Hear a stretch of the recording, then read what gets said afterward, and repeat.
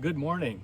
My name is Howard Eskeldson, and I observe the sun every day that I can. I've been observing the sun since about 2003, and so I've spent a lot of time out there looking at our nearest star. I use 3 telescopes that are dedicated solar telescopes and are specially filtered to make the light safe to look at without causing eye damage. You would never want to look at the sun through a telescope or binoculars if it was not specifically designed for that purpose. You would lose your eyesight. These are the 3 solar telescopes that I use for observing the sun. The top one shows the sun in white light and has a filter in front of the lens that is about as dense as number 14 arc welder's glass. This keeps harmful rays from the sun from causing any eye damage, but it gives the sun in natural light. The middle telescope is an Orion ED80, which has a special Lunt calcium K filter which blocks out the harmful rays, but also has a very narrow bandpass in the purple light of calcium K, which shows the atmosphere around the sun rather than just the surface. The beautiful white telescope is my Lunt LS80T hydrogen alpha telescope. It shows the sun in the beautiful orange-red light of hydrogen. That's the same light that we see it on the clouds in the morning and evening twilights. It looks so beautiful, but it's a very narrow bandpass and allows details that none of the other telescopes can reveal. The Lunt telescope also has a double stack element, so it has an even more narrow bandpass than would be with just a single filter. The first observation I make is a visual sunspot count. The sunspot count is actually an index that takes into consideration the number of active regions as well as the number of spots. It was first designed by Rudolf Wolf in 1848 in Zurich, Switzerland, and is a way that we keep track of spots for comparison to the past. First, the number of spot groups or active regions is counted. Then, the number of spots total that are visible are counted. The active regions is multiplied by 10 and added to the total number of spots to get the actual sunspot count or Wolf number. So this is what I saw when I was looking through the white light telescope, and now I'm getting ready to take its picture.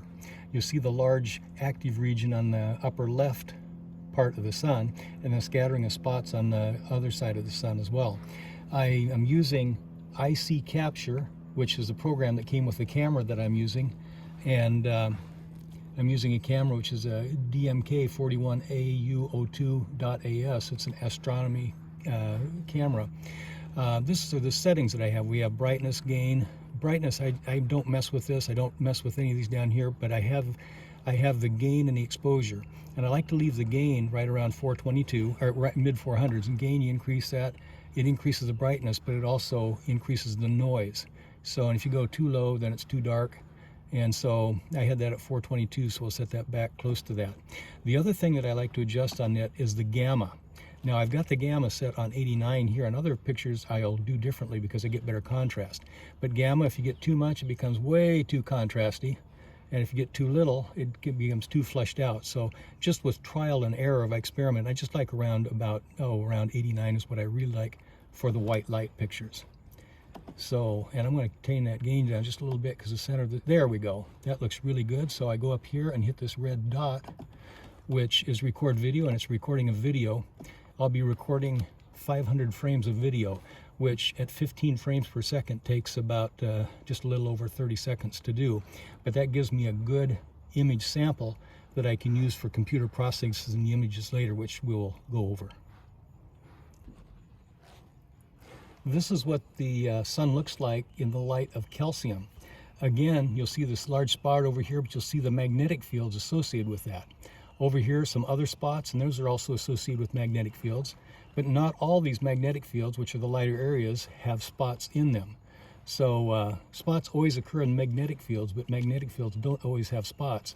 And that's the beauty of the calcium K, is it shows the magnetic fields very, very well. Really enjoy using this.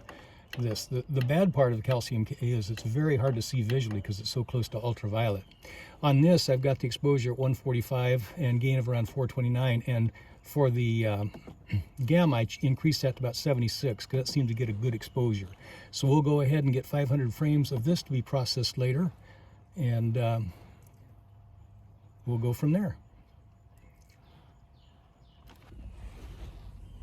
Now this is amazing. This is the sun in the light of hydrogen alpha through my solar telescope. It's double stacked, so you can see more of the details across here. And you can see filaments that turn into prominences when they get towards the edge, and we'll see that better later. You can see the magnetic fields, and this is very bright, so there's some electrical or some magnetic explosive activity going on there.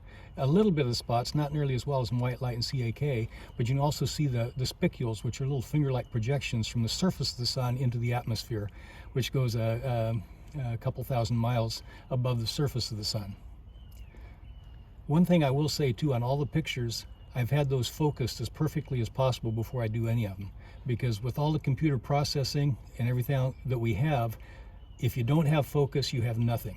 So you can't out-process focus. So first thing is focus is everything when you're taking these images. I'm just moving that up and down again just to see how the margins look and make sure I've got everything on there. Over here you can see some prominences, which are basically these filament-like things when they're seen on the limb of the sun. And they can change from hour to hour, even minute to minute, and once in a while one will erupt and fling material off into space. And when it's headed towards Earth, it can do some very interesting things to our magnetic fields and our satellites and power supplies. And here we are imaging the sun with brighter exposure, so we can see the prominences, which are down here, over here, over here. And later on I will combine these two images, this and the surface image of the hydrogen alpha, so we get a combination. It shows both the surface and the prominences. In this case I used a gamma around 54, which darkens this more and gets rid of some of the glare that comes from the sun, still can be picked up by the camera. Makes for a sharper, cleaner image. This is a close-up of an active region that has several spots in it, and it's active region 3354. This has been going across the sun the past 5 days, been very spectacular, one of the largest so far of this solar cycle. I think it's the third largest last I read. It has released some flares, and with this explosive activity here, this bright areas in here, it's either having some reconnection events or it might be having like a class C flare going on. Have to click the button to make sure I'm actually getting an image. And we'll go ahead and do the same thing with calcium K and white light. Just for interest's sake, I increased the exposure and went to the other side of the sun where you have this filament which snakes along the edge of the sun, and then you can see it projecting above as a prominence. Let me see what I can do as far as brightening it up a little bit. You see, if I brighten it up too much, you can see the prominence, but then it burns out the plages, or these magnetic fields. That's the other name for it. Magnetic fields is plage, which is from the French word plage, which means beach. So we've got a sandy beach on the sun, but I think you get a pretty severe case of sunburn if you tried to go there. This is a close-up. I'm using a 2x Barlow in addition to my regular camera that I use for imaging this, and so it gives close-up images like the hydrogen alpha before. And this is calcium K, where you see, again, you can see the plage or the sun magnetic fields very well, and then of course the spots are embedded there. There's a couple of bright areas there which are magnetic explosions on the sun. And how big are these explosions? Well, right there, that's probably about the size of Earth, so you can get the idea that it's at least probably a fifth of the diameter of Earth. That's a pretty big explosion. You wouldn't want to be there. Here we go. We'll go ahead and start. We'll get our 500 frames for processing later. It's interesting that focusing is more of a challenge in the calcium K because it's at a much shorter wavelength. It's towards the ultraviolet, and so it's more affected by the atmosphere. So I have to be real patient when I focus the calcium K. The white light is really not that hard to focus, and of course the hydrogen alpha is more towards the longer wavelength, so it has less atmospheric distortion. It's even easier to focus on. But those are just little things that I picked up from doing this for so long. And this is the white light image with a close-up of active region 3354. You might notice this looks smaller than the other images on the close-up. That's because this focal length is 500 millimeters. The focal length on the calcium K is 600 millimeters, so that means the calcium K is magnified higher by the telescope, and the hydrogen alpha lent telescope is somewhere in between. I think it's like 560 millimeters, but I'm not sure. So that explains the difference in the apparent focus. So we'll go ahead and get an image on this. And in preparation for this, of course, I focused at the best ability after I had set the gain, the exposure, and then adjusted the gamma to get what looked pleasing to my little eye. And that completes the imaging process. We can go indoors, away from the bird calls and the kids splashing the pool next door, and start processing. Okay, we've captured the images of the sun earlier. I had yard work and other things to do, and of course in the meantime, but now since I'm cleaned up, we're ready to go with the processing. And what we're doing is taking video files in AVI format and processing that into a single image. And I use Auto Stacker to do that. And it basically aligns the images, stacks them, and then processes them into a single image with a very sharp resolution. After that, I use Registack 6 to do further processing with their Wavelets app, which really is nice. Now you can do the whole process in Registacks, but somehow I've just, over the years, I've just kind of migrated to the Auto Stacker for the primary processing, and I've been happy with how it works. Now my old computer is kind of a clunker, and I got to a place where it really didn't run Photoshop very well. So after I get done with this processing, I email the pictures to myself and then use my MacBook Air. So here we have Auto Stackered. And so we'll open up the image by clicking on the open, and I'm going to start with the first AVI file. And you'll recognize that as the white light photo of the whole disk. So we go over here and we click on surface, because if we try and process the planet, it's not going to work very well. So I just claimed that to surface. We've got an anchor area. And so I'll just click the center of that. I hit Control and then click, and that centers it over where I want to be, which is by this spot, active region 3354. And that'll go ahead and analyze. And so it's going surface image stabilization is the process that they go through first.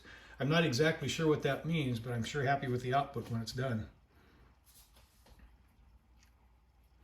And then as it goes through, it does what they call buffering, reference image, image alignment, stacking. Then they do multiple alignment point analysis and then recombine it to a whole bunch of stuff. But the last part of this will be done after we put the multiple alignment points, which will be coming up as soon as it's done with the first two parts.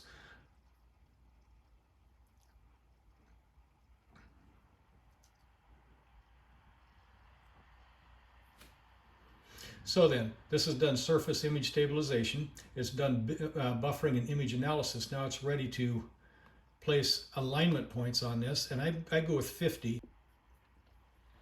This is after it's finished processing, and you can see here's how many seconds that it took. So it took a couple of minutes to do the whole process. So that is saved into a file, and I have designated which file it goes into, so I know where to find it. So we'll go to the next video file. So that was this one right here is the one we processed. Next will be the calcium K whole disk, which that's it. And again, we've got the active region. That's where I want to put the stabilization zone. I hit Analyze, and it'll do its thing for a few seconds.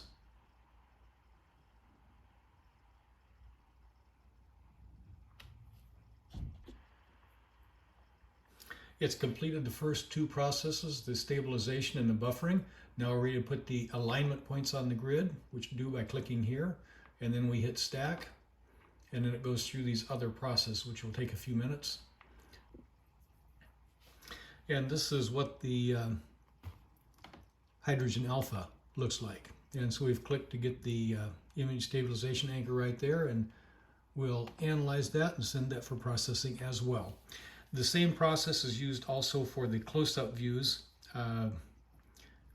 so I won't take up more time showing this part of the processing. This is the close-up of the hydrogen alpha image, which is beginning processing. Now I'll place the alignment points and start stacking.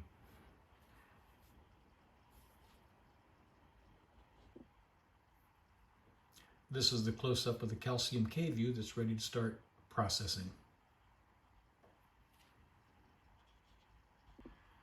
And finally, this is the white light image that's ready for processing.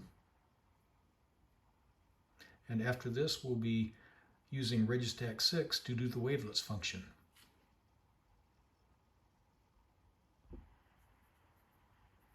Now we're ready to start the wavelets function using Registack 6. We just aligned them using Auto Stacker. So we'll open up Registack 6.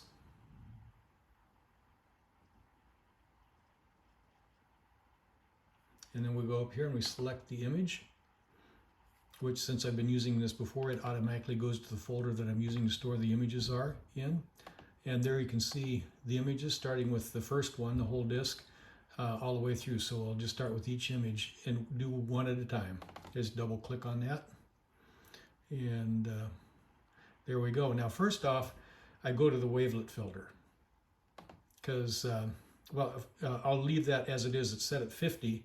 So I go down here to Available Schemes, and I've done this one, and I've saved that scheme. All that does is takes layer 1 and moves it all the way. And look, this looks terrible. That's way over processed. So we go up here to the Wavelet Filter panel, the very middle one, and I change that to 1000. I know that simply because I trial and error until I finally figured it out. Now we've set that, that looks a whole lot better. So we're ready to save it, except first we have to do all. In other words, the process does just part of the image, most of the image, but if you do all, it gets the whole thing starting. You see how it was before? Let's do that one more time. Just watch this, watch the spot right here. We click do all, it goes back to the way it was, and that's after we've done the wavelets. So that looks pretty good. So we're ready to save the image. And so I hit save. So we're replacing the original image with this one. Yes, I want to do that, so I do that. So then we go to the, there we go. We go to the calcium K. And just from experience, I need to increase this number over here on the Wavelet Filter panel to about 1500. That works good. So I hit set, and that makes it work. And then we go over here, and again, it's just the scheme where I could just manually slide this over every time, but I've saved that here. So I like this scheme right here, and you can see how it's different, how much that's improved. Now take a look at this image. I'll hit do all, and you'll see it go back to the original, and then that's after wavelets. Now you know why I do wavelets. And yes, we'll save it, and we'll overwrite the existing file. We'll go ahead and do the hydrogen alpha, which is this one right here.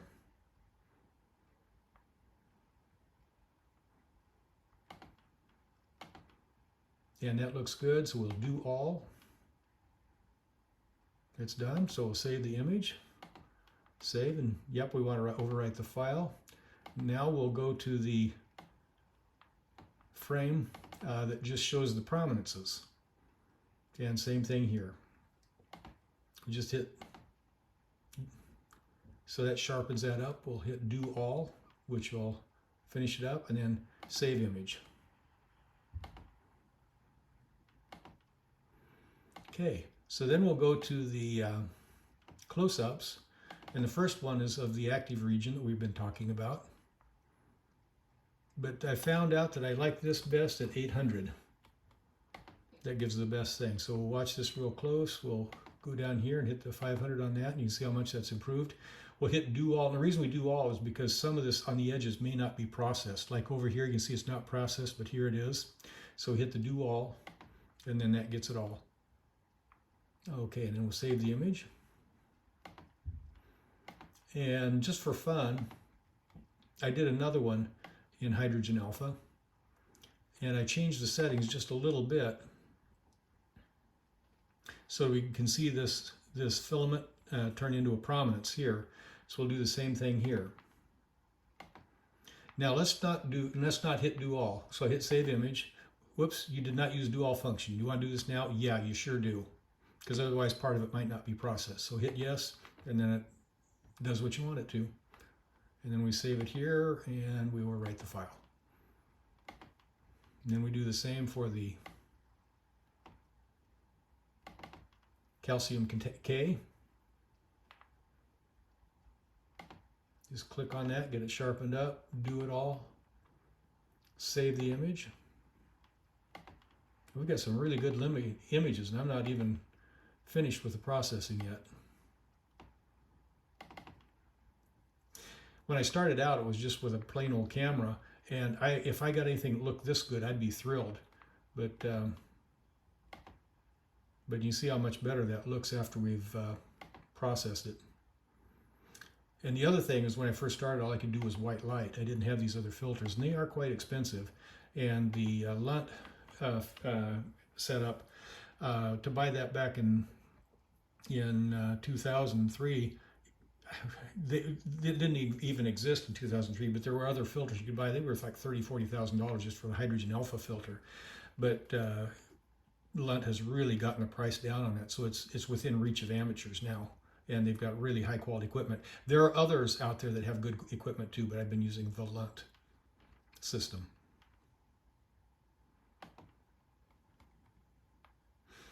Okay, so we've got those images done.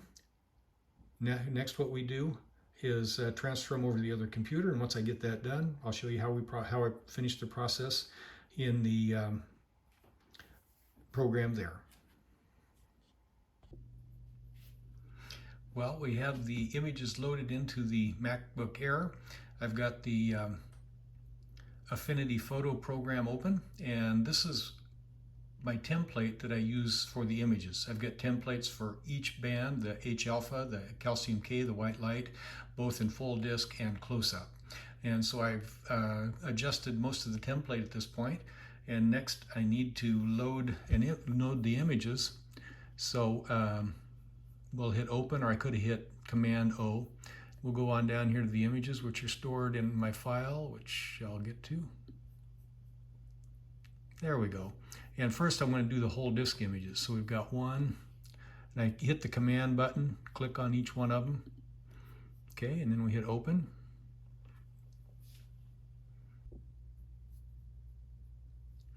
So now we have the white light image, and first off we need to flip the canvas. So we go up to Document, and we flip the document horizontal. Then next we duplicate the layer. That's so that we can rotate this to correct for the P angle of the sun, which this is how we do it with the transform. And I hit 3 over here, and you'll see it twist just a little bit, not much. And then I like to crop it about 900 pixels is what I've used for my initial crop for this. So 900 pixels on both sides. Oops, that's not, there we go. And then we center this to the best of the ability. And that looks pretty good. It doesn't have to be exact, but just, you know, so it looks as good as possible. Then I like to go ahead and filter. We'll do we like to sharpen with unsharp mask. And that actually looks pretty good. We can increase the factor, we can adjust the radius. If you adjust the radius, it makes it a lot more sharp, and it becomes way too much. Threshold. This is the sharpest at 0, and if you go on out, then it gets blurry and less sharp. But it actually bears up maybe just at the 1%, and then yeah, I think that's where I like it. So then I hit apply. So we've got that, and then we need to expand the canvas. But first off, let's do this. Let's get rid of the background layer, and I need to flatten this document. We flatten that, so when I expand the canvas, the frame won't expand with it. Command Option C is canvas, and we anchor it at the top and the center. Get rid of that so it doesn't change both of them. I just want to change the height, and I found that 1050 is about the right size. So we've got space. We need to make that black. So we go to Layer, add a new fill layer, and then we change that to black, and it's on top so it blanks everything. Let's move it to the bottom. There we go, and we'll flatten this again. Okay, and then we'll go back here, and I need to get the north, south, east, west, and so you know which is up and which is down. And I found that about 810 on the horizontal and 910 on the vertical is right where I like it. So that looks good. We'll expand this just a little bit. And let's go ahead and save that. Oops. And we'll save that, yeah. And next we'll go ahead and put the label on, which this is the continuum label, which I've got from the template. And the best place for that at the horizontal level is about 10 and 900 on the vertical level. There we go. And then we've got 14, oops, it should be 13. I goofed on the template, but we make sure that's correct. That'd be 42. Just double check up here. Yeah, it'd be about 1344. This is the data up here that shows the time. That's UT, or that's local time, so I have to convert that to UT. We had 4 hours for Eastern Standard Time, Eastern Daylight Time rather. We'll go ahead and save that. And that's how we do the processing on all the images in general, just basically the same type of process. But with the hydrogen alpha and with the calcium K, there is colorization that we have to do. So I will go ahead and process those, and then once I get those processed, I'll record the colorization of those images. This is calcium K in monochrome. We'll colorize that, and it's fairly straightforward. First, we make sure that we select the layer that shows the image of the sun. Then we go to adjustments and go to the recolor adjustment and select the default. This looks awful because it's the wrong color for calcium K. So I change that to 281. We tab and make it 45% on the saturation. And then it's really burned out here, so I set the lightness, decrease that slider until it gets to a level that looks good. And I think that looks pretty good. So we hit merge, then we save, and we've got it recolored. I chose those settings to match images that I've seen from professional solar observatories as the true color of the calcium K. Next, we'll do the hydrogen alpha. So the hydrogen alpha I process a little bit different. I do not rotate or orient these until I've combined the surface image, which this is, with the image of the limb, which will be the one that this will be placed upon, and they'll be combined. So we need to select this. So first off, we start with the selection tool and the tolerance. 20 is way too much. I'll be chopping off part of that. So I found about 6 or 7 works good. So we click over here on the dark. So that we're selecting this dark outer part. Well, this little thing right here inverts the selection. So now you've got the center selected and not the dark part. So then I hit Command Copy, which copies it. We go over to the prominence one, and we just hit Command V, which drops that in there. And it's not straight, but that's no big deal, because we just the select button, we can move this around a little bit. Okay, and there we go. But it's not done yet. See how that is up top? I just click the buttons a little bit. So what I need to do is expand this just a little bit, because I use a little higher exposure, so there's just a couple of pixels wider on the prominence image than the other, but it just takes a little bit, so I get them just barely, so they just exactly overlap. There we go. That's actually right lined up on that side, so we just need to line it up here, which that's pretty close. But things don't look the same here as they did before. So what we'll do is we'll go over to layers and we'll delete this background. Oops, there's a bunch of stuff blocking out the stuff behind, which is better. So I do the erase tool, and we'll enlarge that just a little bit, and we'll just erase. Oops, did I get, yeah, no, I'm doing the background, so I got to undo the erase. Okay, we got to make sure we've got the, there we go, that we've got this part. I was erasing the layer underneath that we couldn't see, and you don't want to do that. So we're just erasing some of this that darks out the prominences. And this little projection here, we'll get rid of that. And right here,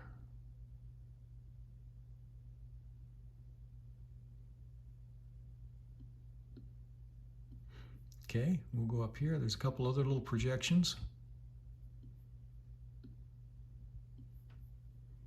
Over here. Oops, I went too far, so I got to do it over. And that's pretty much it. That does okay. Let's zoom this back, and we'll put the background back on there so it's visible. We can see a little better. Now we got a little bit of glare behind here, so we'll see if we can see what we can do to get rid of that. Probably the easiest is to go to Layers. So I hit Command L, which is Layers, and I go to Black Level. Now you increase that and see how that's making that kind of fade away. In fact, I'm happy with that. I think we'll call it at that. And we hit Merge, and that looks good. So now, after that, I'll go ahead and save that, and then we'll flatten. And then I do the orientation where I flip it horizontal, and then rotate it slightly, crop it, and then add the labels to it.